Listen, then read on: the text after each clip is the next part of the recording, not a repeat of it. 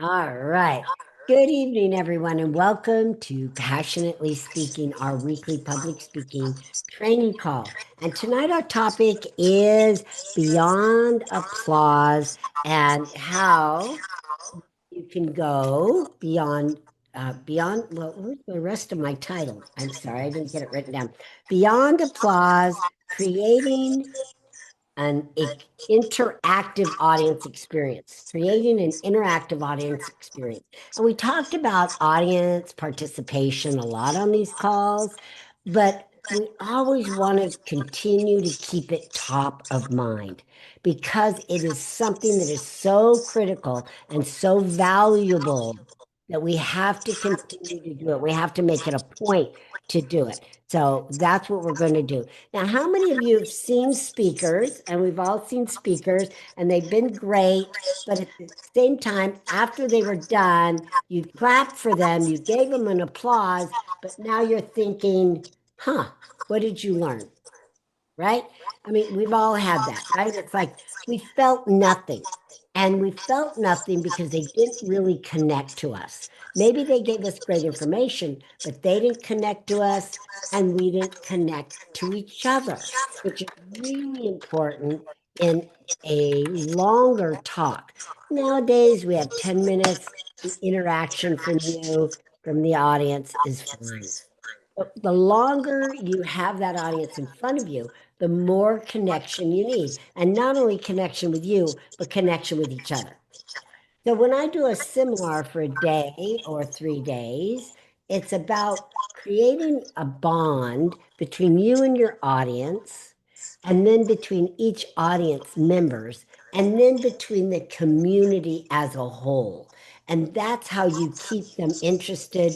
That's how they keep coming, why they keep coming back, and how they keep wanting more. So that's what we're going to do today. We're going to fix all that in terms of not, we don't want to be that speaker that people clap for us, but they go, I don't remember what happened, or I don't remember how I felt because of no interaction. So, a quick question. Now, be honest. How many of you have ever sat through a presentation, smiling, nodding at the information, but mentally it was like you were thinking, what am I having for lunch? What am I going to make for dinner? What are the dogs doing right now?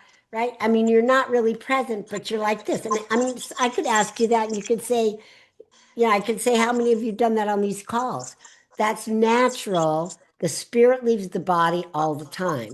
And you come in, you come out, you come in. To stay grounded, you do what Ramon is doing, where she's taking notes, and you might not, you might be doing them too, Renee. I can't see, but that's how you stay grounded. Have something in your hand, make yourself pay attention because the spirit will leave the body and go and wander and think and solve the world's problems. And and you're not listening to now. I hear myself for some reason.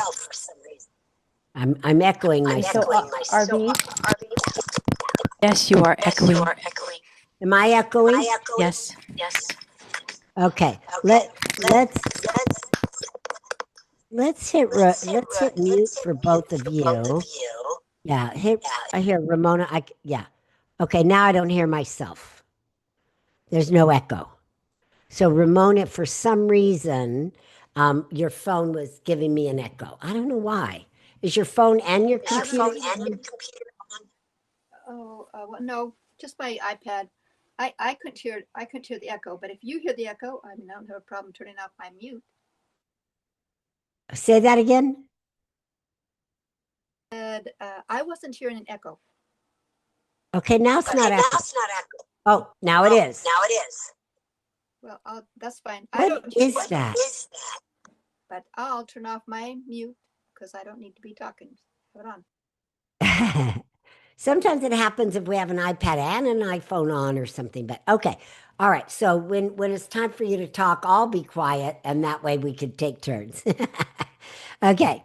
So how many of you have done that though, where the speaker's speaking and you're kind of nodding and everything's good, but you're really not with them and you're thinking of something else? right? We've all done that.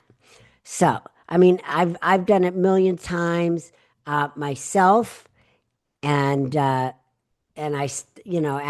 and I really wanted to stay with them and be present, but I just didn't. The mind, it wasn't enough to challenge the mind to stay there.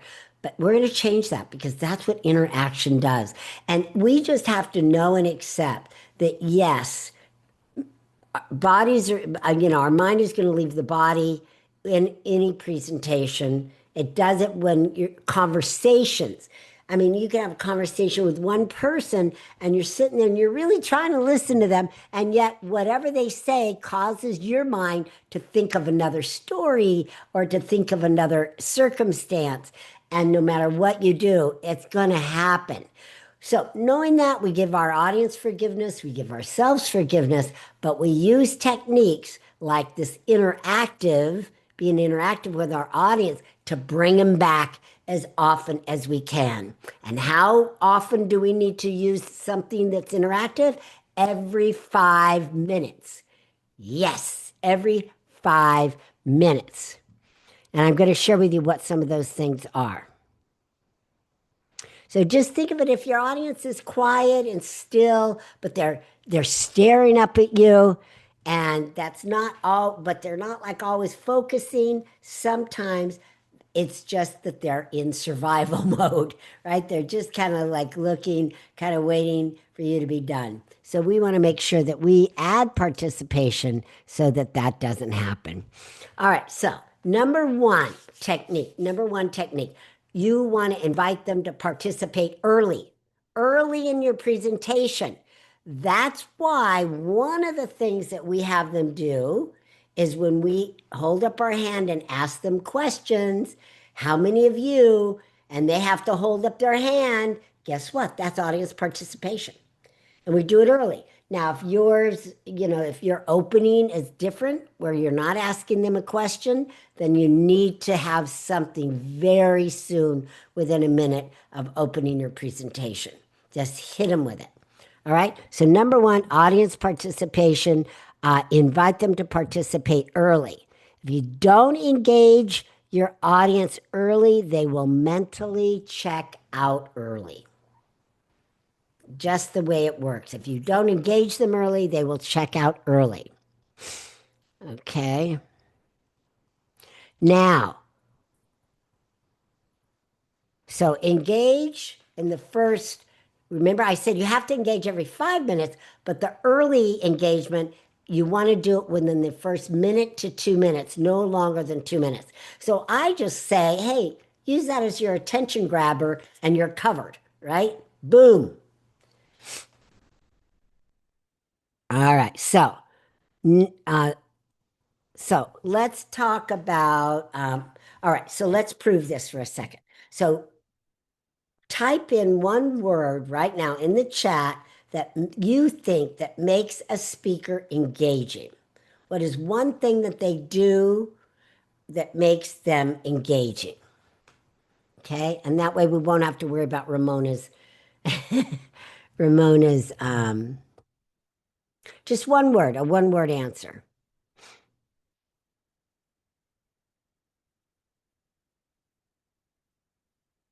Okay, smile, that's good. Okay, telling a joke or quoting, nice. Sometimes you have to be careful with jokes because they could take too long as it's a short joke, right? And as long as it's interesting. If it's too long and it's too soon, then the audience is going to get bored because they're kind of waiting for that ending because they don't know you yet. They haven't built rapport with you yet. Later on, after that you build rapport with them, yes, you could tell a longer joke. All right. But if it's within the first 2 minutes, 1 to 2 minutes, keep it really brief. But yeah, they'll do it. But right now, even in the chat, even using the chat, you've participated. So when you're in a virtual situation, you can use chats. You can do what I do a lot of times and have them speak out verbally if it's a small group. So audience participation makes a big difference. Now, you want to make it personal. Number two, make it personal. People don't just connect with information, they connect with themselves in the information. Okay? People don't just connect with information, they connect with themselves in the information. So you got to get them to see them in it, right? Has this happened to you? Imagine if you were, at a bus stop, right? Imagine if your little doggy went with you to a restaurant and was treated like, by a gourmet chef. So put them in the information, put them in the story, right? Okay. Add humor when you can, of course. All right. So that's number two. So put them in the information. And number three is um, create micro moments. See, it's not like you're going to engage people all the time in big, long engagements, especially in a 10-minute speech. But make little engagements. And what are the little engagements? Right? The micro engagements. Engagement isn't one big wow moment, it's a lot of little small moments that keep happening. It's a lot of little wows, right? Just like kind of think about social media. If nothing grabs you in the first few seconds, you're gone, right? Same thing here, same thing with a speech. So every 3 to 5 minutes, you want to pull them back in. Now, how do you do that? We've been talking about, okay, engage your audience, but how? Here's how you can do it. Ask questions, right? In the beginning, we ask how many of you? That's a question, but you can ask questions to your audience throughout. You can ask general questions to everybody. How many of you know what I mean? How many of you has this ever happened to? Or you can ask direct questions to an individual. Dr. Renee, has that ever happened to you? Right? So we can, because remember, your audiences live vicariously through each other.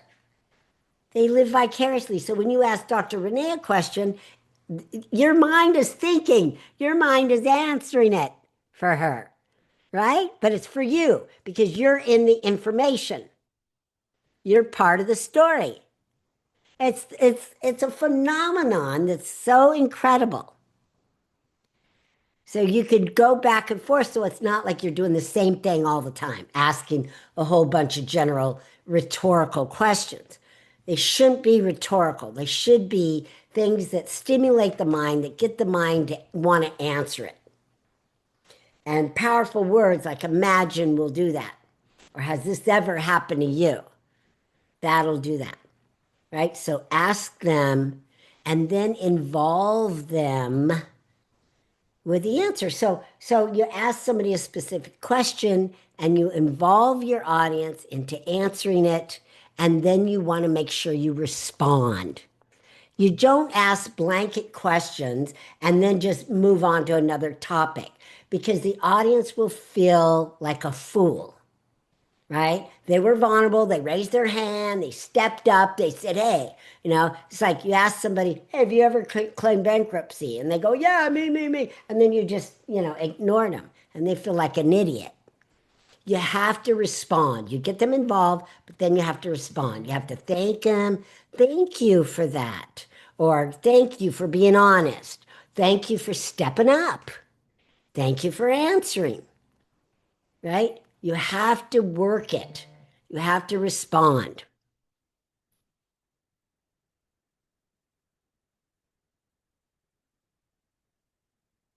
Okay.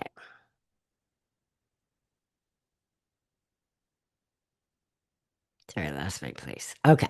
This is number Right. So, 5. This is number 5. um, let me see. I didn't order them that way. Okay. Okay. Or 6. I think So it's the 6. next one, so we talked about okay, create micro moments was the last one, little moments. Okay. Now the next one is the framework, the actual framework. So we just talked about all three of them, but it's ask, like ask the question, get them involved, and then respond. So that's the framework at which you want to involve your audience. Ask, involve, and respond. Now, if they don't want to respond, if they're sitting there and they don't want to respond to your question, then they're not going to get involved, right? So you're going to have to encourage them by a show of hands, right? This is not a rhetorical question. I'd really like you to answer this question. Please respond. There's nothing more awkward than asking a question and having the answer ignored. Please help me out here. Please help me to keep this from happening. Use humor if you need to, but you want to encourage them. The only reason why they're not responding to your question is because they may not feel safe. And then that's your job to make them feel safe. It's safe to answer. They're not going to get in trouble. They're not going to be ridiculed. They're not going to be laughed at. So you create that safe place and then continually reward people in your response. Thank you for answering that. Thank you for being honest. Thank you for sharing with us. Just, continue love on them. And once again, audiences are living vicariously. So once they see you loving on one person for answering and getting involved, they're going to be more apt to do it because it was safe. So they see that, oh, she praised him, then maybe she'll praise me. Right? Say, good job for answering. We all want praises. We all need affirmations. We all need it. Okay. Now, okay, so that's that. So let's just do one. Let's just do a little exercise right now, and we'll write it in the chat. Right. So now let's write in the chat. Okay. So, and it could be anything that has to do with your presentation. So, if you're talking about health, it could be something about health. If you're talking about, whatever it is. So, it should be related. So, why don't we, because we're talking about speaking, let's write down in the chat. Again, we could do it verbally, but Ramona's got a little chat going on there. So, we'll just practice with our chats because we're still doing virtual. How many of you are doing virtual meetings still? This is a virtual meeting, right? So we're still going to be in this virtual world. So we still need to not get lazy or sloppy with the virtual world. So we sometimes constantly need practice. So we'll use it now. We'll use it so we can practice. So let's write down. Maybe let's write down a speech that we've given and we've added interaction. I want to know what kind of interaction did you use? So write down what kind of interaction did you use?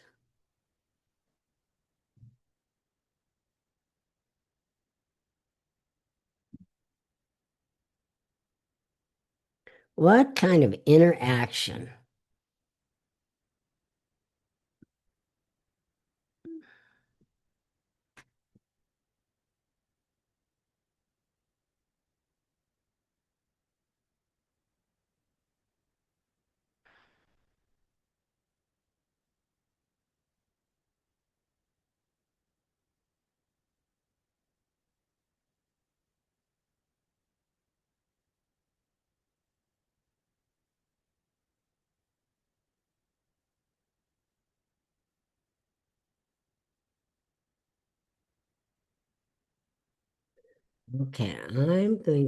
Okay, so let me look at the chat. They've changed this. It's all weird now. It even tells you the time, the chat. It's weird. Okay. Eye contact, Ramona says. Good. Eye contact isn't really interaction because it's not involving them. That was the answer to the first question. Eye Okay, contact. what was my first question? I'm sorry, jet lag. Oh, Sorry. smile and telling a joke. How do Oh, you? got it. Okay, perfect. Okay. So now, where are you zooming from? Good one. I told my firstborn child and asked if anyone had the same feelings when they gave birth. Good one. Great. Hands on chest, palms together while pray. Raise your right hand. Good one. Okay. Those are good ones. Yeah, anytime we can tell people, I mean, T. Harv Eker was great at audience interaction. He would say, finish their sentences. So, Oh, am I right or am I right? am Or I right? Am I yeah, do true or true? you want to be right or do you want to be rich? I mean, Right, literally, you want to be right or do you want to be rich? I mean, I remember that to today. I took the trainer with him. I mean, intense stuff. right, He still said that. He's very good. I'm sorry, right. RB. I didn't mean Oh, to you're interrupt. right. Sorry. Sorry. No, you're absolutely right. True or true. Um, and then he would say, repeat after me, I am a millionaire, I am worth millions, or, whatever. And you could do that with anything and everything that you do. Tell your audience to repeat after me, put your hand on your chest and say, I am loved, I am enough, I am this, I am that. All of that is audience Oh, participation. I am God's miracle. That's another one. There That's you go. I talked to a rescue mission with men and women. I said that because I was talking Jeremiah 29:11. I'm God's miracle, and everybody like because nobody talks like that. I am God's miracle. The pastors kind of like preach and fire and brimstone and making the people wrong and sinners. I mean that's just and they leave the church with their tail between their legs. When I said that, it was a big hit. So Nice. yeah. Nice. So Yeah. quoting scripture is good, but then when you have them say, "I'm God's miracle," it's like they never even say that, in church. They're not allowed to. Hmm. Okay. Right. You could do that with a lot of scriptures. The interactive part is getting them to say it, right? Yeah. But what you said, Or- I agree with what you said. As soon as you get there, get them right away, get the hook right away within for 30 seconds if you can. So yes. you're absolutely right, Arvie. I totally agree with everything you're sharing today. I mean, I always, pretty much always do. So, okay. Good. Well, you never know. I might say something new and clever. Like, Yeah, I always listen to you with fresh ears, so everything to me is new, so it's all good. good, good. Yeah. I've been suffering jet lag, and most people think of jet lag going back east to Tennessee and coming back. But when you go out of country and come back, it is something far greater than anything. Hmm. Um, you've probably been out of country. Yeah, I lived in Australia for 3 years, so I would go back and forth. So it's hours. So I was used to that. So yeah, you can, but rest and lots of water. Yeah. Yeah. Well, for every when you come back, it's one day for every time zone that you crossed, and I crossed 15 time zones. So technically it's supposed to take me 15 days, but it won't. I mean, I'm halfway there now. I'm seventh day, 23rd, 24th, 25th, 26th, 27th, 28th, 5 days in. But today's better than anything, but it's like if you don't know what it's like, it's kind of like you're in a fog, and it's like your brain says one thing, but your mouth says something else. It's like, what? Where? I didn't mean that, It's like you're like, oh, ugh. It's weird. It's a very weird feeling. I don't remember it being this bad last time I came back, but this time it's because I think because I got sick toward the end. I got a head cold, so I think it's a little worse than before. But anyway, it's so if I say weird things, it's coming out of the fog. Oh, okay. So, good on the chat. Um, Let me look at the chats. So, anything else you want to add to the chats? So, really remember the best interactions you can have are the questions that you ask your audience. Because whenever you ask the brain a question, the brain wants to answer it. And not only your brain, but guess what? Everybody's brain there because everybody lives vicariously. So it's the greatest phenomenon. Just ask your audience more questions. And again, every 3 to 5 minutes, you need an interaction, whether it's a physical interaction or a group interaction, and especially if you're doing a training class, you need to do more, build community by doing more group things. And it's really easy. You just, turn to the person next to you, give them a high five, and say, this is good stuff, whatever. Okay. You could do little networking things, find a partner and tell each other what you do for 30 seconds. I mean, it doesn't have to be hard. Get in three people, because otherwise, if there's two, a lot of times they get with who they came with and they're not learning and getting to know new people. But if you say three, almost always they have to bring in a third person. So three is better than two when you're doing that kind of little breakouts. Just keep that in mind as well. But do that. Then you build community if they're building it with new strangers and new people. So you build it by yourself by asking questions. Then you have them do little breakouts and ask each other questions, and they build community. And when they build community, they're as a community, they're giving you that love back. Right? It's not like they're just building their own community without you. They're building it with you. And that's stronger. And again, that's when you have more time, when you have more than 30 minutes, you can build community. Otherwise, right now you're just trying to interact and keep that spirit in the body so that they're paying attention to you. And that you can be done by questions. Okay? All right. So let's see. Dr. Renee, you added something? Yeah, turn to your neighbors, stand up. I would stand up first and then turn to your neighbor. Raise your hands. Yeah. I I did that in the wrong order. Yeah, you're right. I did that in the wrong order. I was just typing, but you're right. And there's a sequential order that you should do this in, which Arvee, because you've taught us all that. Yeah, stand up. Or massage the other person's, stand up or massage the other person's neck or turn around and all that. The neck when you massage the other person. Yeah. That feels so good after like 2 or 3 hours sitting, and then somebody massages your, even 30 seconds. It feels really good. Yeah, that's another technique. You just have to be careful because a lot of people don't like to be touched. That's right. So That's I right. always would ask them, I say, is it all right if I massage you? And they say, oh yeah, please do. Or they don't. Nobody's ever said no, but I don't want some creepy dude touching me. You don't know who you're gonna get. Or hopefully you don't sit next to a creepy dude. Yeah. I got to say something, Arvee, real quick. So in a big seminar like T. Harv Eker or Tony Robbins or whatever, I always put my purse down on each side of me. I would try to get an end seat, and then I put my purse there or my dog there or something, so that when I see something, when I know it's going to be crowded, they say don't save seats because it's a packed room.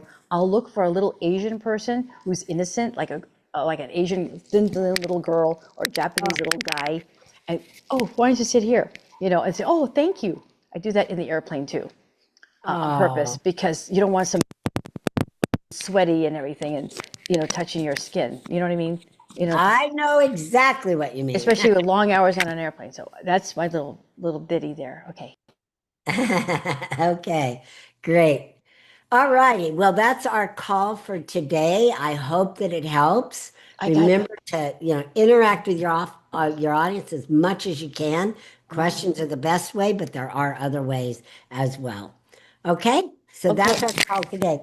Next week, we're going to talk about how to leverage the stage and grow your business. So how to grow your business by leveraging the stage.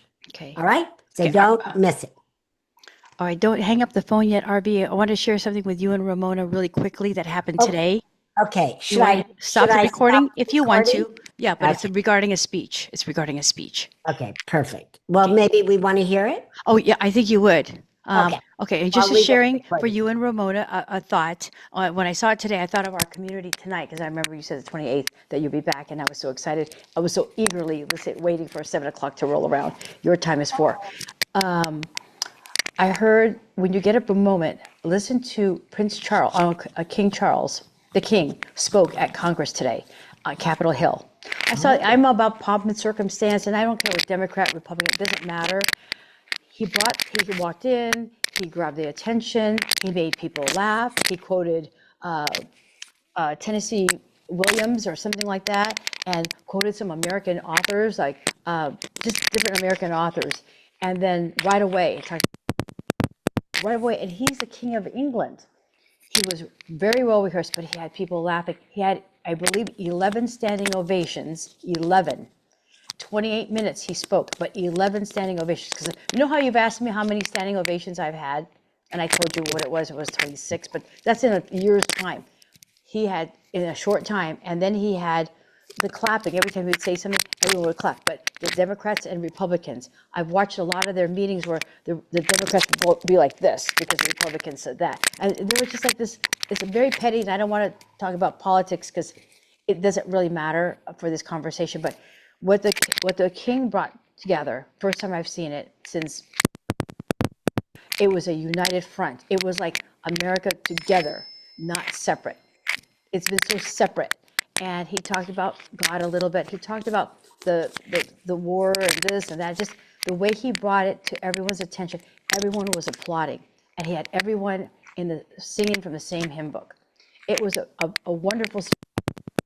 I think you would really enjoy it. You could probably see it on YouTube because it's a big deal. Okay, and what do you think it's called on YouTube? Just put the King's speech in Congress today, Capitol Hill. The King's speech at Capitol Hill. Okay. But like I said, there's the Congress both, and and they just get all staunchy and everything. But it brought unity to America. That's what I felt. And I hope it does. I hope it stays. And then Kid Rock is doing something to bring the community of America together because it's the 250th, 4th of July, the anniversary of America. And so I hope that brings unity to the country, not this segregated thing and everybody's woke and things like that. It's just more love, and that's what people need. So I feel that the King brought love and unity, and that's what I got. That was the impact. Bless you. That's the message I got. It was a big impact. And you Nice. saw Okay. smiles on everyone's faces. The camera spanned to both sides of the audience. The Democrats, everyone had smiles. So I think that's a good homework for everyone that wants to know more about speaking is to listen to great. everything you said, Arvee, everything you teach, Arvee, where the King was doing the Arvee method, the formula. It was like, oh my God, was he taught by Arvee Robinson, the sandwich method? It was like you could see the sandwich like right there. It's like the top bread, the bottom bread, the meat, and then the quotes and the jokes. It was very, very good. Got it. So Okay. maybe you taught him and you didn't tell us. Maybe you didn't go to the Philippines. Maybe you went to England to teach the King.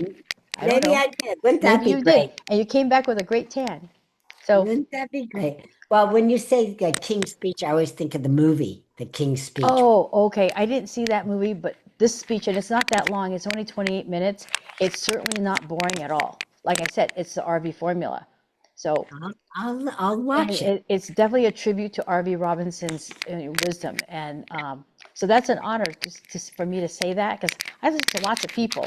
But when I saw that, I said, oh, he did this, and the quotes, and the this, and that. It's like, oh, did he write a book too? That she was holding up a book? No, he didn't do that. But it was just very well organized. And he did read parts of it. And you'll notice that when he was reading, the font must have been very big because he would say a few sentences and move the page, say a few sentences and move the page. He was reading it. Then he would pause. Then he was reading it, and then he would pause, and he would move. You could tell he would say maybe 20 words and move the paper. I said, my God, the font must have been big because he wasn't wearing any glasses. Yeah, No, interesting. that I was watching everything, and then I even watched how he walked in the giant room with all the statues. No cane. He walked very well. He didn't walk like he's old and decrepit. And he had nice color. Not that he was tanned or anything, but he wasn't all pale white like he's sick. He looked very healthy. So that's another thing I want to share with you there. He looked really healthy, and he paused. And like I said, it's the power of the pause. You know who taught us that too? The power of the pause. He paused. RV, just like you taught him. Interesting. I have to go and look at it. Please, Okay. please. Okay. All right. Will do. Okay, ladies. Well, thank you for joining me, and I'll see you back here next week. Bye.